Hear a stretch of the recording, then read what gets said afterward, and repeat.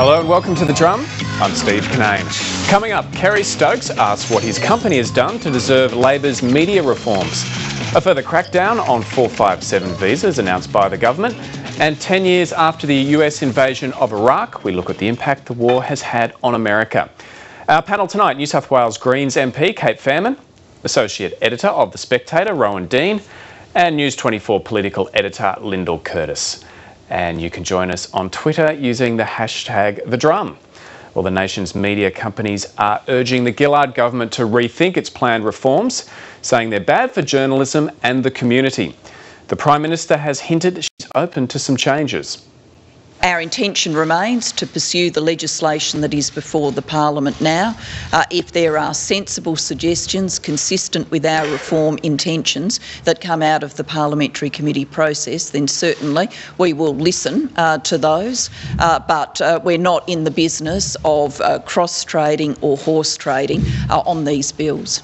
But Communications Minister Stephen Conroy is standing by the deadline of this week for the bill, conceding there may be no vote if it looks likely to fail.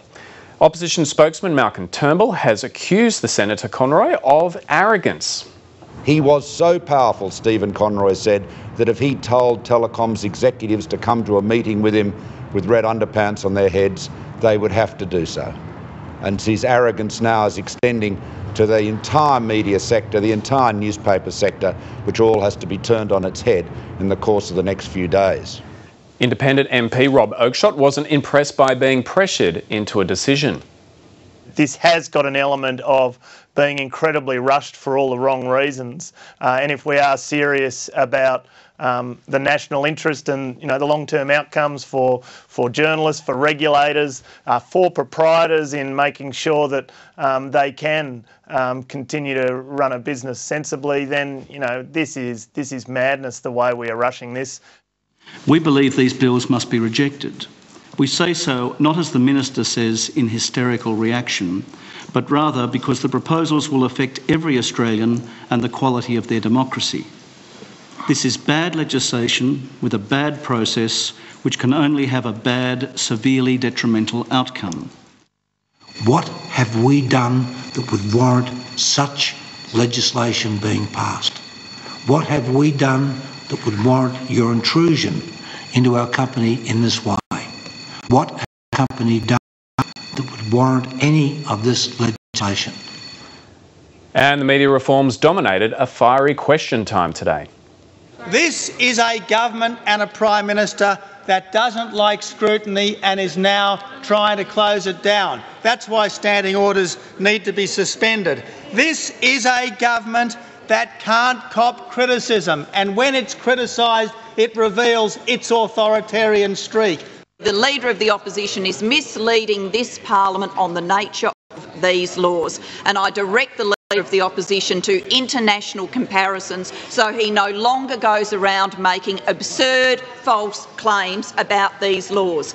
This government gets the press it deserves, and its attempt to bully the press, to bully the media into submission, is one which is a disgrace and which this Parliament must reject. We won't be lectured by this mob over here who represent not just years but decades of tradition of trying to shut down voices in our community. Linda, where is this bill at? Is it likely to pass? Is the government likely to compromise on it? Where's it at? Well, there are all questions that have yet to be answered, Steve.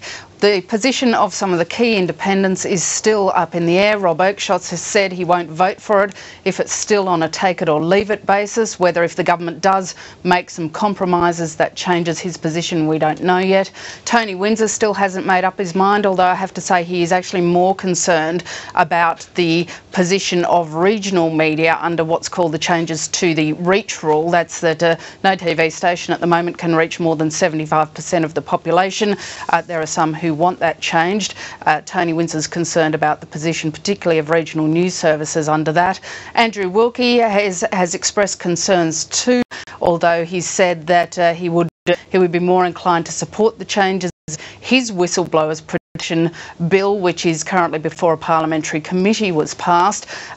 Peter Slipper's made encouraging noises, but he said he reserved his position, so the position of some of the independents is still not known. Tony Windsor said this morning he may do what he said was unusual in this place, which was listen to the debate before making up his mind. So we don't know yet. There is the prospect that if the government can't get the numbers, then it would in fact pull the legislation from the parliament. It's done that on legislation before, so it doesn't have a loss in the parliament on legislation rather than losses on procedural motions, which it has had in the past. So I don't think it's only Monday.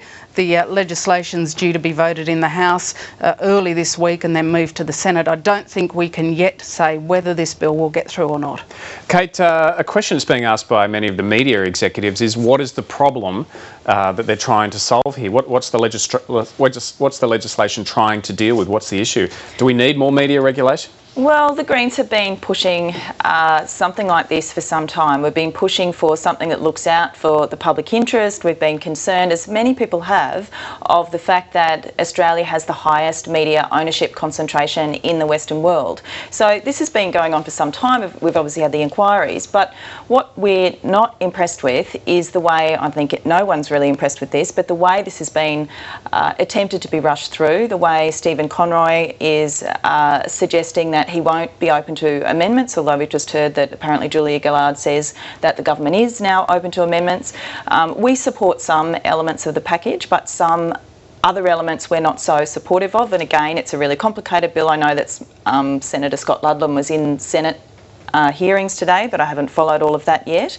But the public interest media advocate body, apparently there could be many press councils established under the bill stands now, or the bills as they stand now. So any media outlet could go out and form their own press council. We don't think that's a good idea, so we're looking at that, for example. But overall, we've been asking for this. All right, on the issue of diversity, you raise the issue of media ownership concentration. Malcolm Turnbull and Tony Abbott are arguing we've never had more diversity. We're seeing things pop up like a new version of The Guardian in Australia, The Conversation, we're having bloggers. That's right, and I heard the CEO, Kim Mitchell of News Limited as well, Kim Williams, sorry, of News Limited as well, say that. And online is so different, though, to print media. Online is so different to the power of Channel 7, to the power of News Limited, the Daily Telegraph. For the Coalition and for News Limited and others to say suddenly it's so diverse, it's wonderful, misses the point that in fact the really powerful media outlets are the one we are worried about. That doesn't include online space at this time. All right, I'll get Rowan's take on this. Rowan, are the laws as intrusive as the media executives were making out?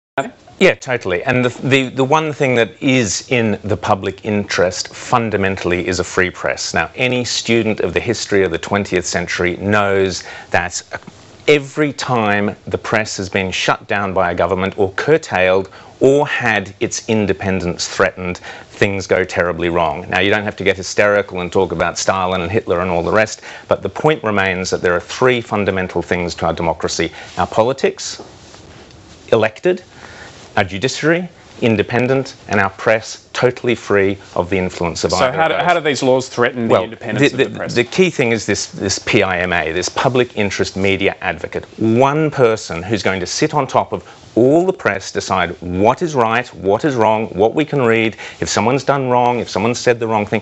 Just ask the simple question, who could possibly fulfill that role? And you realise how ludicrous it is. So, for example, I said the other day that, well, maybe Mark Latham could be the public interest media advocate. He's got very strong views on the media, and I'm sure he'd love to be able to say, yes, you can read that and you can't read that. Equally, Andrew Bolt. And let's say there's a change of government and Tony Abbott says, fantastic, this is great. I can have anyone running the whole media. I'm going to stick Andrew Bolt in there and he can tell us what we can read and what we can't read. The idea is absurd, and it's allowed to be seen as absurd because it was presented on 1.5 pages, poorly thought out, no details, the usual Stephen Conroy stuff. No wonder the industry is up in arms. It cannot go through. We saw all this with Nicola Roxon. Already, her ridiculous ideas were thrown out. The government walked away from them. The same thing is going to happen. Okay, Cate, how would you feel if the Coalition appointed an Andrew Bolt to be the public interest advocate?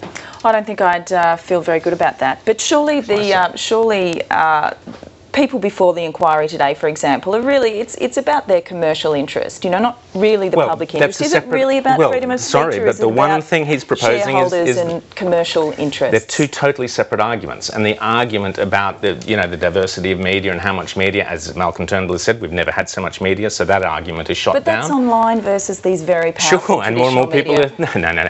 Anyone working in the newspaper industry knows that the readership is shrinking, the profits are shrinking, more and more people are moving online. To say that there's this all-powerful media is ridiculous. If there were an all-powerful media, we wouldn't have this particular government or any government. It would be run by the media, which it is not. So it's a ludicrous can effectively change government in this country. Well, I mean, they are powerful, and to say they aren't... It's actually the people who change governments. Compared to some through online an election. blogger. That's how they do it. All right, Lyndall, there's certainly questions being asked about the timing about this. Media executives are saying, why the rush? There are a certain number of people on the Labor side of politics too saying, why pick a fight with media organisations less than 6 months before an election?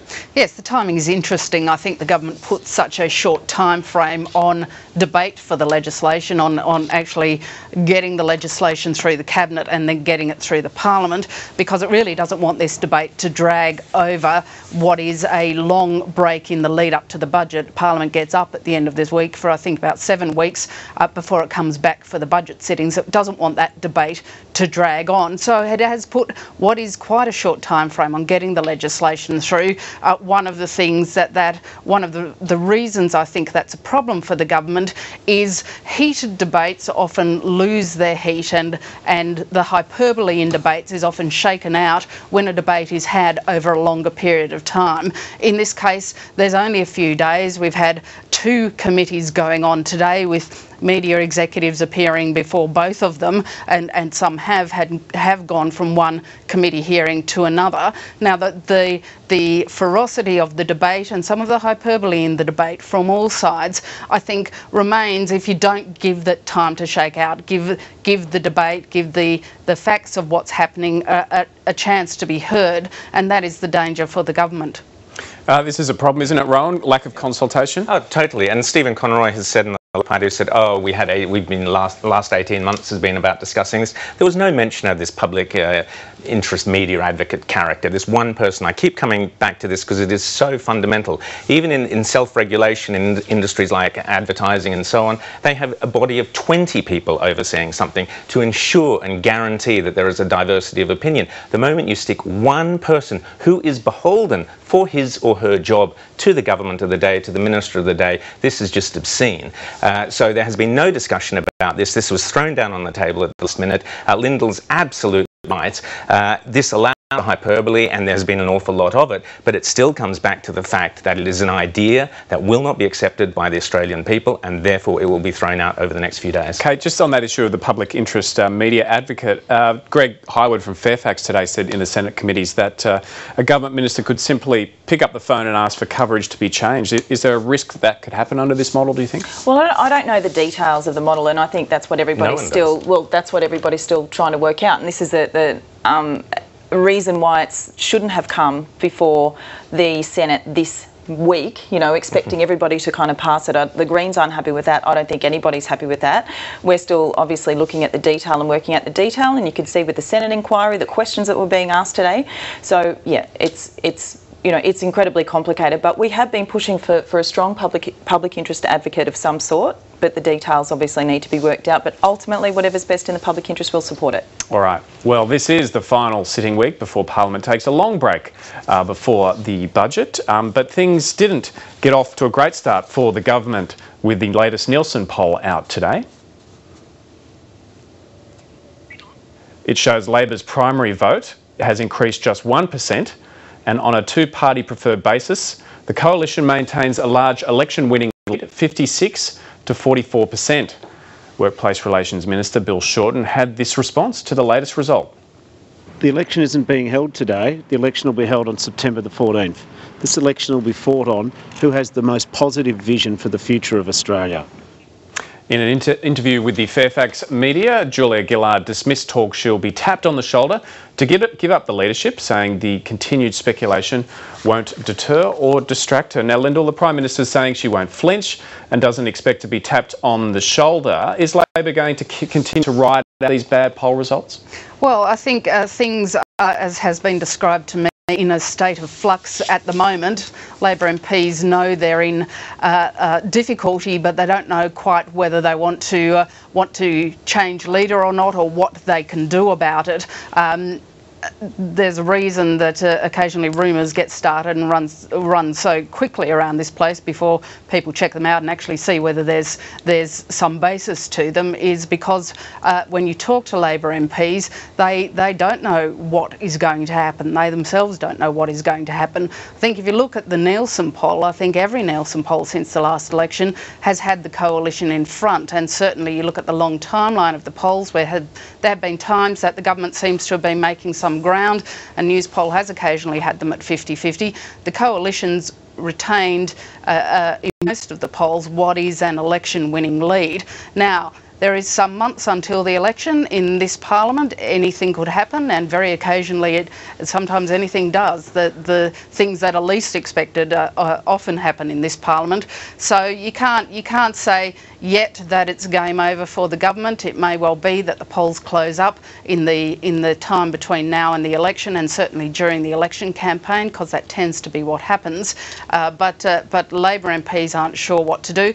The Prime Minister, her statement that she won't flinch, I think would not surprise anyone who knows the Prime Minister. She is known for her toughness and even her ability to compartmentalise problems. That a problem in one area doesn't take over her thinking and run into problems in other areas. So I think there was a strong signal there, though, in the interview this morning in the Fairfax Press that even if people did come to tap her on the shoulder, she probably wouldn't move.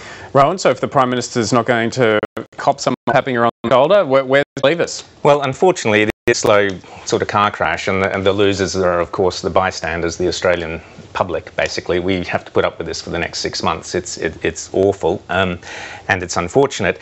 But the problem that the government has is that they are viewed, by and large, as incompetent. So the way they've set about fixing this is to keep doing things, but everything they do incompetently, like we've seen today. So if they just stop doing things and settle down and stop trying to prove that they can actually get things right, they'd probably be in a lot better shape, but they won't. They're driven by the desire to be seen to be doing stuff every day, and it's worse and worse. And as I say, the Australian public sitting there watching this more as entertainment, to be honest, because they are detached, as the opinion polls show. It's entertainment now, and it'll go right through to September. But the media is also actually trying to portray them as stuffing up all the time as well. It's not like they're just coming out and everything they're announcing is this given a call for criticism. You know, it's the fact that we've got polls and everything they do now is judged in a negative light. Well, they brought it on themselves. They brought it on themselves. I mean, the whole Rooty Hill fiasco, where they said, OK, we're going to go out to Rooty Hill to prove to people out in the western suburbs that they're not inferior to us in Canberra. Hello? That was clever, wasn't it? That really was a smart, and no wonder the press jumped on it. And they probably said a number of other really good things that potentially should have been picked up on more than that. As I said, the only time that Julia Gillard has done well in the polls is when she's on holiday or overseas. So that would be my tip to her, to look at those polls where she's done well by not being in the public eye. All right, well, the government is unveiling a range of childcare measures this week. They include a $4 million trial of extended opening hours for childcare centres. That's for parents engaged in shift work. And today, Minister Cate Ellis has announced a new fund to help providers and employers deliver more flexible childcare services. We know that workplaces have changed a huge amount over the past 10 years, that more and more women are participating in the workforce, and we now have more kids in care than ever before. So what we're trying to do is recognise that no two families are the same, that they all have different needs, and that we need to come up with some new modern forms of childcare which meet the needs of workers who do, say, shift work. Cate, is this a good idea, have a trial for extended childcare, even up to 24 hours in some circumstances? Well, it's a strange announcement. Basically, it's for 500 families when there's actually 900,000 families who use childcare. That's about 1 in 1,800 families or something. They're spending $5 million on it. Recently, the Senate passed a motion for the Productivity Commission to inquire into childcare and reform around childcare. The government hasn't supported that yet. You would think that there should be an overview, I a big look at childcare and the needs, including paying childcare workers more and all of that. This seems to be a bit of a publicity stunt in the lead up to the election. All commentators are saying that childcare is going to be a big deal. I don't see the big impact when so you don't think it's worth trialling for shift workers? Well, it's worth trialling, but as part of something much bigger. So it's like they needed a childcare announcement and they jumped on this. But, you know, there's still 899,500 families, you know, that are waiting for improved access to childcare. There's huge waiting lists, growing waiting lists, less places. It's huge. So little piecemeal initiative like this from the government this late out isn't good enough. All right, Rob. Should we be expanding childcare to 24 hours a day? I totally agree with Cate. I think it's a little thought bubble. It's fine. You can't really argue with it. It's very niche. It's to a tiny, you know, it's nurses. Absolutely, nurses and police need this facility. It's $5 million we don't have, along with the $150 billion that we don't have, that the government is borrowing. In fact, $20 million a day we're spending on interest. So we're spending a lot of money that we don't have. This is a nice idea. If we had money, it'd be great. It would be a no-brainer. But the government, or the country more importantly, doesn't have money. So spending it on niche things, it might sound good, but I agree totally with Cate. It's a publicity stunt. Is childcare likely to be an issue in the lead up to the election?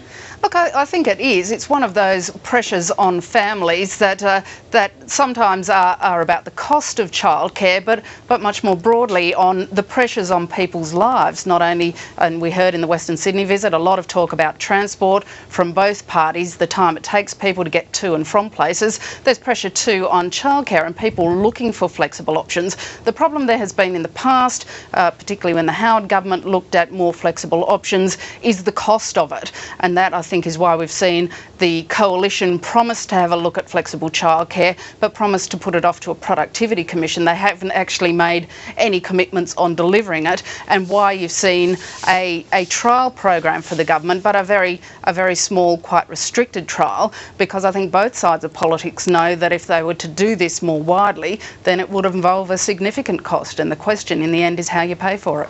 Well, Labor is continuing its campaign of a crackdown on what it sees as the abuse of the 457 visa scheme for skilled migrant workers. The government plans to introduce legislation soon to extend the powers of the Fair Work Ombudsman. Under the changes, inspectors will be able to make sure migration paperwork fits the actual work being done. Immigration Minister Brendan O'Connor says it's vital workers and employers have confidence in the program. My concern has been all along that we don't want to see 457 applicants exploited. We do not want to see local workers unfairly missing out because there were no genuine shortages, and we do not want to see other employers who do the right thing be adversely affected by those rogue employers who do the wrong thing. Rowan, do we need inspectors, Fair Work inspectors, to oversee the 457 scheme? Here we go again. Another scare tactic. You know, this is a big announcement. It's like the sports thing. It's like there's these bad people out there, like the whole news media thing. There's these bad people out there doing these terrible things. No evidence is offered up of this. And we're going to employ lots of people to solve this non-existent problem. This is more just fodder for the union movement. This is Julia Gillard getting as much through to the union movement as she can before she's kicked out. Okay, so how do we know if it's not a problem if we haven't had the inspectors looking at it? We have inspectors already. They've been there. If there is a problem and rorting of the system, it has happened in the last 12 months under Julia Gillard's watch, because they've been so incompetent in securing our borders and the mess that has been made of asylum seekers and Manus Island and all the rest of it. Millions and billions of dollars are going out there. The bureaucrats in the Department of Immigration are looking at that rather than doing the job, which the 34 inspectors would be quite capable of doing. This is a furphy, a huge furphy, and again, it's another big tactic, a lot of noise, and the public won't buy it. Cate, is there enough evidence of rorting going on at 457s to put Fair Work inspectors onto the case? Well, I don't know in terms of the actual evidence, but we had a look at the 300 extra workers and think that's potentially a good idea. What we don't support is the language by the Prime Minister when she's been talking about this, talking about putting local jobs at the front of the queue. I think she almost said the word queue, and foreign workers at the back. I think we can actually talk about the need to reskill local workers areas, the need to advertise for local jobs first. I think if we can actually talk about all that without doing a xenophobic plug to certain voters out there. That's clearly what's happening with this. It's really disappointing. But, you know, we've been calling for more local jobs for some time. I know Adam Bant's got a bill before the lower house that looks into this. So he has been supporting it. But this particular announcement, we've got to look at the detail.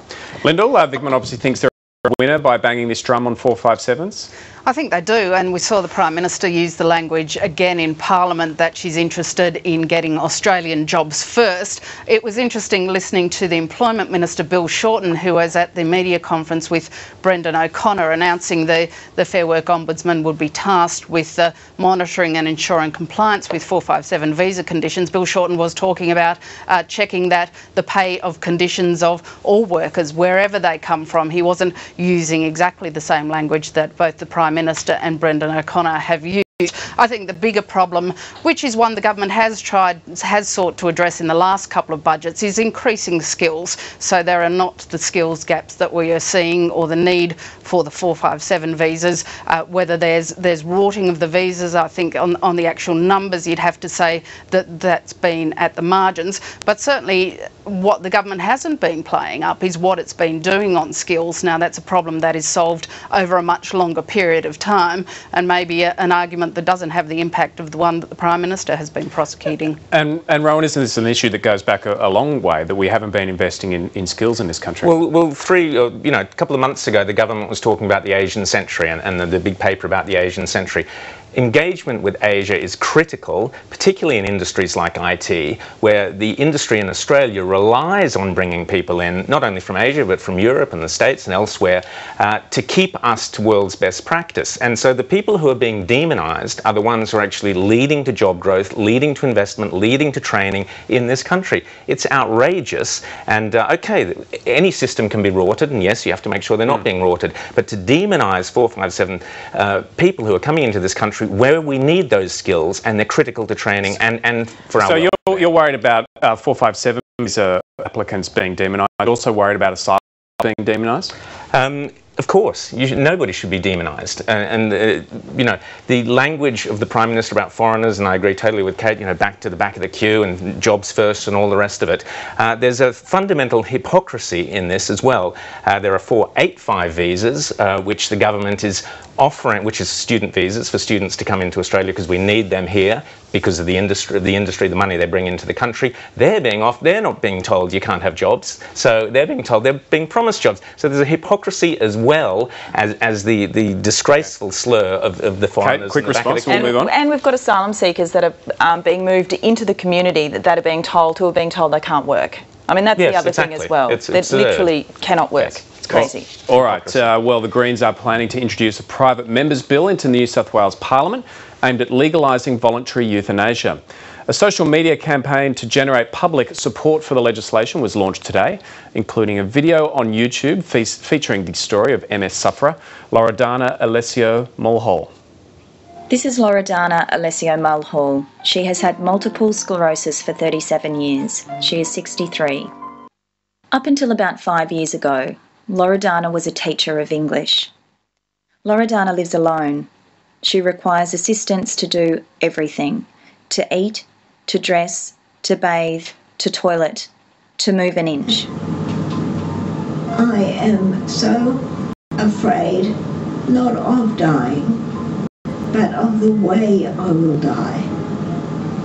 I need assistance because I cannot use my hands, arms, any part of my body anymore. So, Cate, you're involved in putting that YouTube clip up, and you're introducing the bill at some point into the New South Wales Parliament a little bit later this year. Why is this issue important, do you think? Well, firstly, it's got huge support. It's almost everybody you speak to knows somebody, it seems, that has died a horrible death from a terminal illness, often cancer. But I'm meeting more and more people who are suffering from multiple sclerosis, like Loredana, or motor neurone disease. And literally people who are being kept alive, a very prolonged death, a very prolonged weeks and weeks and months, in fact, of dying. Loredana says that she's given every assistance to die, every assistance to live an undignified life, but none at all to die with dignity when she requests it. And the heartbreaking thing with Loredana is she can't suicide, yet most people, if they did want to go at some stage, would be able to. She can't move her body. So there are others out there as well who are requesting this. So basically the law will change at some stage. I've spoken with palliative care professionals who say to me, we know the law will change at some stage. The bill that I've got before the Parliament, sorry, it's not before Parliament, it will be before Parliament, we're in the final stages of drafting it, has many stringent safeguards. In other jurisdictions where we have voluntary euthanasia laws, in fact, most people who access the law are atheist. So the big sticking point for this, which is usually the case, are those MPs in Parliament with strong religious views. We're going to appeal to a lot of the others by telling them Loredana's story and others. Okay, it's not always religious people though. Sometimes it's ethicists, sometimes it's doctors, sometimes people have huge concerns that the state would be involved in sanctioning people being killed. So how do you bring in laws to regulate euthanasia and make sure that it's not abused, that people are not killed against their will? See, a lot of those arguments were about 10 or 15 years ago. Since then, since we had the Northern Territory laws, the first legislation in the world, we have voluntary euthanasia laws in quite a number of jurisdictions like Oregon and Washington, and they work very well. In fact, only about 0.5 to 1% of all deaths are actually, and they're usually cancer sufferers, the vast majority are cancer sufferers. So the more people we talk to about it, the more people that hear the stories of the people who actually want to access the law, terminally ill patients who are in extremely awful situations, they get it. And really it's about putting the choice back to the patient. Right now the doctor makes the choice, the family makes the choice. Doctors are making these decisions all the time. They're making decisions to give drugs to people to hasten death. They're making, well, they say it's not hastening death, it's the double effect, where you, you know, people are going under, people are given lots of medication, families are making these decisions. And what people are saying who are advocating for this, people like Loredana, is she is dying already. She is dying a slow, like excruciatingly slow death. Her body is literally, everything is being eaten away. She's losing her sight.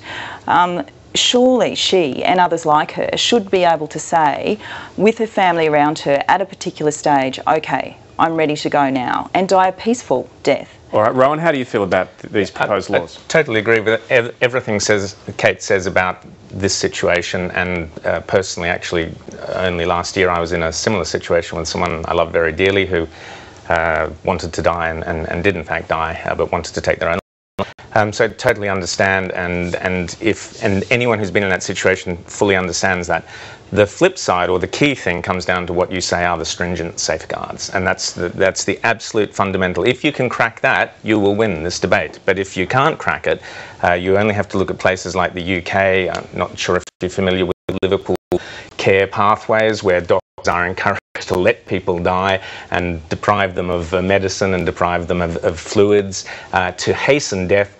And this is almost government-sponsored killings. That's because there's no laws in place for voluntary euthanasia. So that would not be happening if there was. That is the fear and the terror, that the system, if the system can be abused, it will be abused. Therefore, you have to guarantee that those safeguards cannot be abused, and that's the challenge for you. Kate, just quickly, what's the chances of this getting through the New South Wales Parliament? So Premier Barry O'Farrell has announced a conscience vote for his party. John Robertson has done the same for Labor, so I'm assuming the Nationals will also do the same. I think with something like this, getting people to tell their stories to a lot of MPs who frankly haven't been tested on something like this before in the New South Wales lower house, there's never been a test. New South Wales upper house, I think, you know, there's potential for it. And once the safeguards are explained, I agree, I think it's really difficult to ignore the call for this. All right, coming up next on The Drum, 10 years on, what's the legacy of the Iraq War for the American people and policies? We're going to talk to Brendan O'Connor from the US Studies Centre.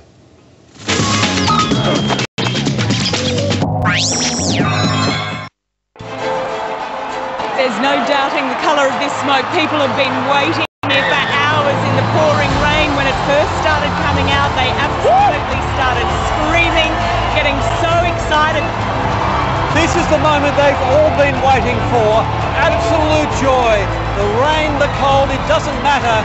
Tremendous excitement. They have a Pope. They have a new beginning for the Catholic Church.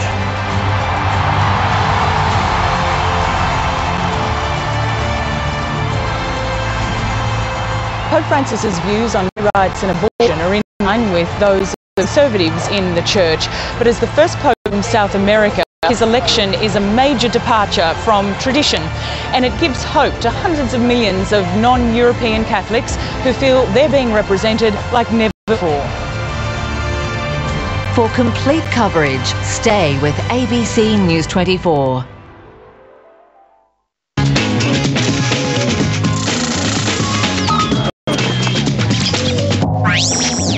This week marks a decade since George W. Bush launched the US-led invasion of Iraq. The war didn't officially come to an end until more than 8 years later, and tomorrow we'll look at the impact it's had on Iraq and the human cost in that country. But tonight we're looking at how the war changed America's place in the world and Australia's involvement as well. Our guest is Brendan O'Connor, Associate Professor in American Politics at the United States Studies Centre. Brendan, welcome back to The Drum. Good to be on it. 10 years later, how's the conflict changed America? Well, I think it's put a big dent in American confidence. It was a time where America faced a rising China, a lost decade, I think, to some extent. I think there'll be a long-lasting legacy. I mean, these things are, sounds a bit sort of grandiose to say this, but I think this is one event where we can say that people will look back on this in 20 years' time, 30 years' time, and say the wrong decisions were made. And they led to America not going into, I think, terminal decline or decline very quickly, but probably a long period of relative decline. Relative to China's rise. So I think it was a mistake both in terms of getting involved in that part of the world, but something that took a lot of the energy out of the United States. Just on that issue of China, obviously China's had massive economic expansion in that time.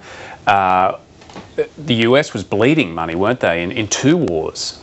Indeed. I mean, Joseph Stiglitz, the Nobel Prize-winning economist, estimates it might be up to $3 trillion, the real cost of the Iraq war, maybe up to $1 trillion in Afghanistan as well, or more. So this was an enormous part of debt that Obama inherited.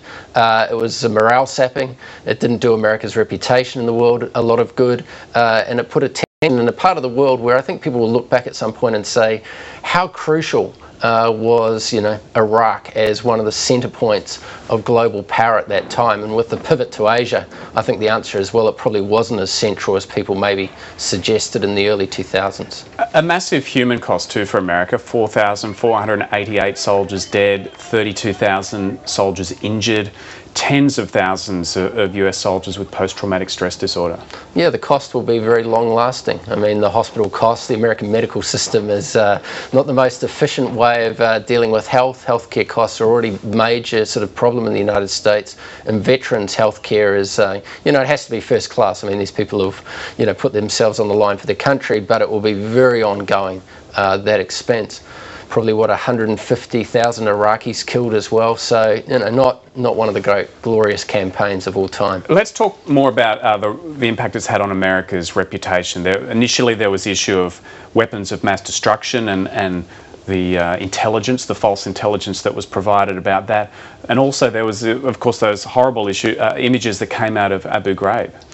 Yes, I mean, I think America put its credibility on the line. I mean, I think a lot of other governments, I think the Australian government thought that there were going to be weapons of mass destruction in Iraq. Maybe they convinced themselves in this regard. Tony Blair, I think, convinced himself in this regard as well in the United Kingdom. But when there wasn't any weapons of mass destruction, I think there was a told you so element from a lot of the critics of the United States and the Bush administration, countries like France and Germany and Canada who had opted out, long-term allies, saying, look, we didn't think it stacked up. It didn't look a strong case to us. This, really was a grave error. So the Bush administration was backtracking pretty quickly in Iraq as weapons weren't. Democratization really became the justification after a while. And when there were images like those terrible ones in Abu Ghraib, it's harder to make the case that you're making a humanitarian, campaign in Iraq when there's evidence that there's a degree of brutality going on. So the argument just continually fell over itself, and it in many instances was kind of, I think one of the famous books on Iraq by Thomas Ricks is called Fiasco, and I think that's probably not unfair at various points in the Iraq campaign. So as far as US reputation goes, if they need to garner some kind of coalition in the future for an attack on some nation, how difficult will that be in the wake of Iraq? Well, I think with Obama it's led to a very different mindset. I mean, Obama hasn't made a case for, say, large US involvement in Syria. The United States took a much more cautious approach to the Arab Spring involvement in Egypt. And one of the reasons for this was to say, well, American involvement can sometimes have the opposite effect to what America might want to achieve. It might want to see a movement away from an authoritarian regime in Egypt, but if once the United States gets involved, it can be a rallying cause for maybe other forces, and things might turn out, as they did for a long time in Iraq, to go in an opposite direction, more violent or maybe more fundamentalist in the direction of that country. So I think that was a lesson that was really learnt through Iraq, was even those who should be on your side, like the Shia, who had suffered under Saddam Hussein for a long time, they may turn against you quite quickly because they see you as an invader rather than a friend. What about that issue of American decline? You said it's slower than some people think. How slow, how fast is that sense of decline of the US? Well, I suppose it's a reality. I think that's the first thing you've got to face. To say that it's something that's just a possibility, I mean, if you look at the charts of economic growth in China, if you look at world sort of GDP, the United States is going down, China is going up. In 20 years' time, the size of their economies will be similar. Now, there's a lot more people in China, so there's that to factor in. But the influence of the United States militarily, culturally in the world, its soft power, I think that will last a much, much longer time. I mean, it will be the dominant force in those things conceivably for 50, 60, 100 years. I mean, China isn't going to be dominating our popular culture, I wouldn't have thought, in the next 50 years. So America has some real advantages from where it's at, but economically, if economic power is the basis of all power ultimately, the United States has a lot of reasons to be quite concerned. And just finally, you've also researched lately a bit about Australia's involvement. What did you find out about why Australia got involved? Well, I think there's an argument occasionally that Australia is a pliant ally. The United States asks it to do something and it reluctantly, or it sort of pushed into it. And I think my research showed really Australia was very eager. The Howard government was very eager to get involved in that war, and it saw it strategically. It saw it as a way of getting close to the United States. With hindsight, you might say, well, being a friend to the United States might have been best to say, look, avoid this war. You'll be a stronger nation and a stronger ally if you don't spill your blood and treasure in Iraq. And so I think what our government at the time probably saw as a way of bonding with the United States may actually over a longer time not be one of the great decisions. All right, Brendan, great to have you on again. Thanks for coming on tonight. My pleasure. Brendan O'Connor. And we'll talk more tomorrow night about the impact it's had on Iraq 10 years later. That is all for The Drum. Thanks very much to our panellists, Cate Faehrmann, Rowan Dean and Lyndall Curtis. You can check out The Drum online at abc.net.au/The Drum, and I'll see you at the same time tomorrow night. Catch you then.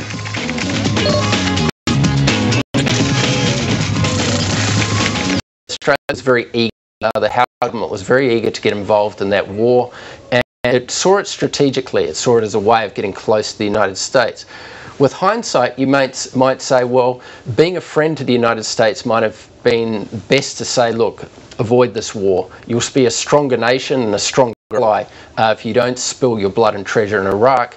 And so I think what our government at the time probably saw as a way of bonding with the United States may actually over a longer time not be one of the great decisions. All right, Brendan, great to have you on again. Thanks for coming on tonight. My pleasure. Brendan O'Connor. And we'll talk more tomorrow night about the impact it's had on Iraq 10 years later.